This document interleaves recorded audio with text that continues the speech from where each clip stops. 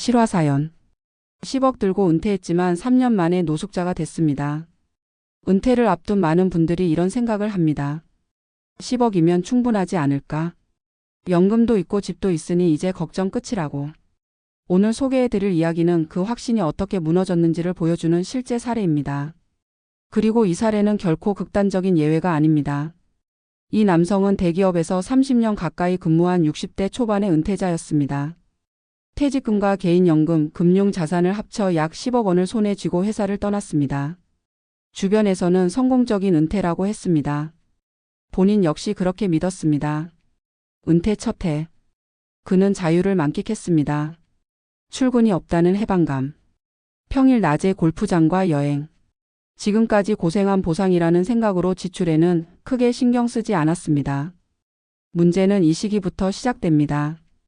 은퇴 후 생활비 계산을 월 단위가 아니라 잔액 단위로 보기 시작했다는 점입니다. 이번 달에 얼마를 썼는지가 아니라 아직 통장에 얼마가 남았는지를 기준으로 소비를 결정했습니다. 여기에 심리적 변화가 겹칩니다. 회사에서의 역할이 사라지자 사람들과의 관계도 빠르게 느슨해졌습니다. 연락하던 동료는 줄어들고 모임은 점점 줄었습니다. 그 공백을 채운 것이 소비였습니다. 골프, 여행, 지인들과의 잦은 술자리, 그리고 예상보다 훨씬 큰 경조사 비용. 은퇴 후 관계는 줄어드는데 관계를 유지하기 위한 비용은 오히려 늘어나는 전형적인 구조였습니다. 2년 차에 접어들 무렵 그는 처음으로 불안해지기 시작했습니다. 자산이 생각보다 빠르게 줄고 있다는 걸 느꼈기 때문입니다. 하지만 여기서 멈추지 못합니다. 많은 은퇴자들이 그렇듯 이 시기의 불안은 절약이 아니라 회복 시도로 이어집니다. 그는 투자로 만회하려 했습니다. 지인의 권유로 시작한 고위험 투자. 확실하다는 말에 기대어 큰 금액을 넣었습니다. 결과는 좋지 않았습니다. 손실은 한 번에 끝나지 않았습니다. 본전을 찾기 위한 추가 투자가 이어졌고 손실은 눈덩이처럼 커졌습니다. 재정 문제는 심리 문제로 바로 이어집니다. 잠이 줄었습니다. 사람을 피하기 시작했습니다. 자존감은 급격히 무너졌습니다. 은퇴 후 자신을 설명할 언어가 사라진 상태에서 돈까지 줄어드니 스스로를 무가치하게 느끼기 시작한 것입니다. 이 시점에서 가족 관계도 흔들립니다. 배우자와의 갈등, 자녀에게 손을 벌릴 수 없다는 자존심, 도움 요청을 미루다 문제는 더 커집니다. 3년 차, 그는 집을 정리했습니다. 전세금으로 생활을 이어가려 했지만 이미 신용은 크게 훼손된 상태였습니다. 투자 실패와 생활비 지출이 겹치며 전세금마저 빠르게 소진됐습니다. 그리고 어느 순간 그는 공식적인 주소지를 잃었습니다. 지인의 집을 전전하다 마침내 거리로 나앉게 됩니다. 여기서 중요한 질문을 해야 합니다. 이 남성의 문제는 돈이 부족해서였을까요? 10억이라는 숫자만 보면 그렇지 않습니다. 핵심은 3가지입니다. 첫째, 은퇴 후 인출 속도를 통제하지 못했습니다.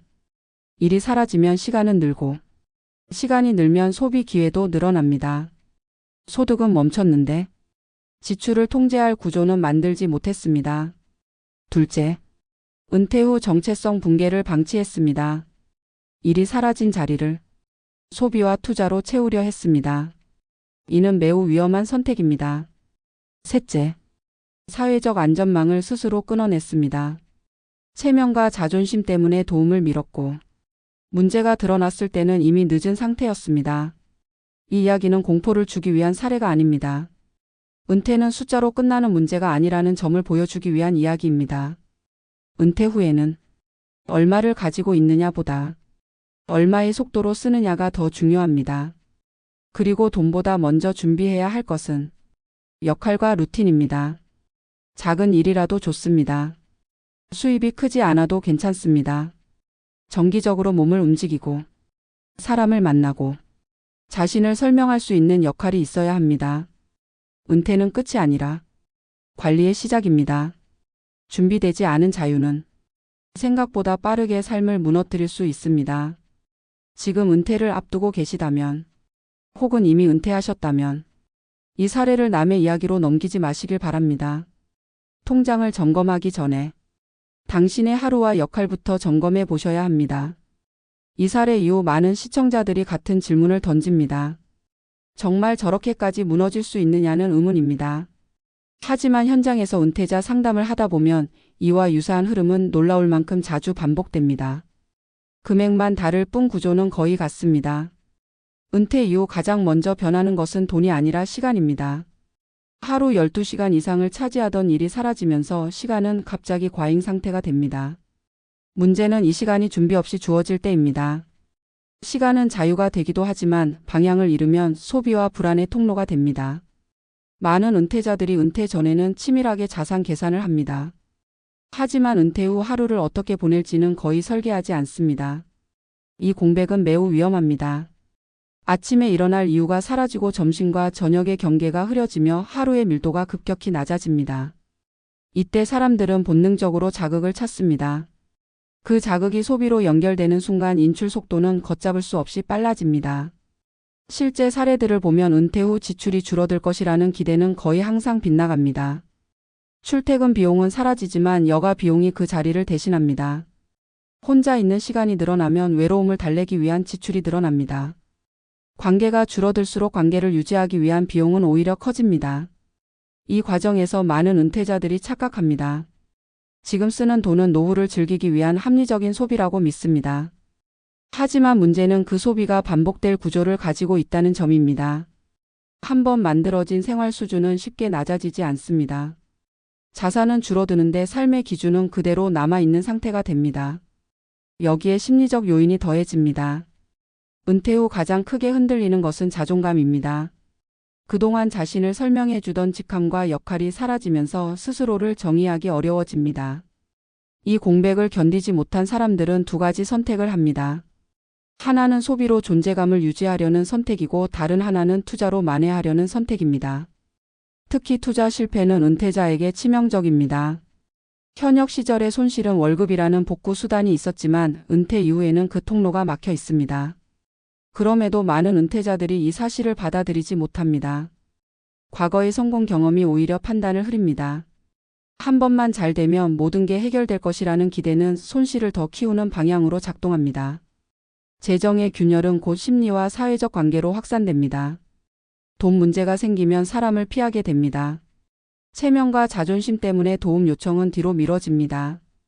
그 사이 고립은 깊어지고 문제는 더욱 단단해집니다. 가족관계 역시 예외가 아닙니다.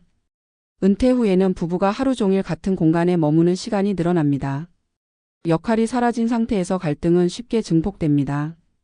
돈 이야기는 감정 싸움으로 번지고 대화는 점점 줄어듭니다. 많은 은퇴자들이 마지막까지 붙잡는 것은 집입니다. 하지만 주거는 자산이자 동시에 비용입니다.